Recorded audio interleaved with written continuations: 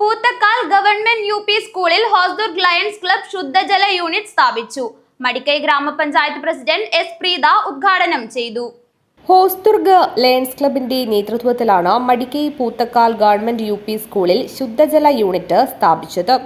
Madikkai panchayat president S Preetha ഉദ്ഘാടനം ചെയ്തു.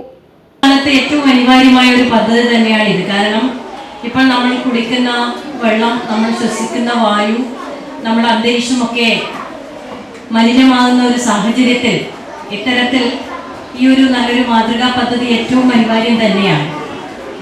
അത്തരത്തിലുള്ള പദ്ധതി നമ്മുടെ പ്രത്യേകിച്ച് നമ്മൾ കൊച്ചുകുട്ടികൾക്ക് ഉപകാരപ്രദമായ പദ്ധതി തന്നെയായി തന്നെ ഞങ്ങൾ ഇതിനെ കാണുകയാണ്.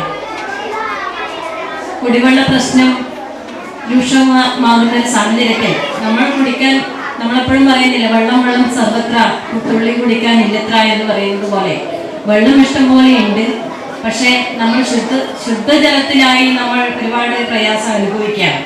ഇത്തരത്തിൽ പ്രത്യേകിച്ച് നമ്മുടെ ജലത്തിന്റെ ദൗർലഭ്യം നേരിടുന്ന ഒരു സാഹചര്യത്തിലാണ് ഇത്തരത്തിലുള്ള ഒരു മാതൃകാ പദ്ധതിയുമായി നമുക്ക് ഈ ഒരു പദ്ധതി തന്നത്.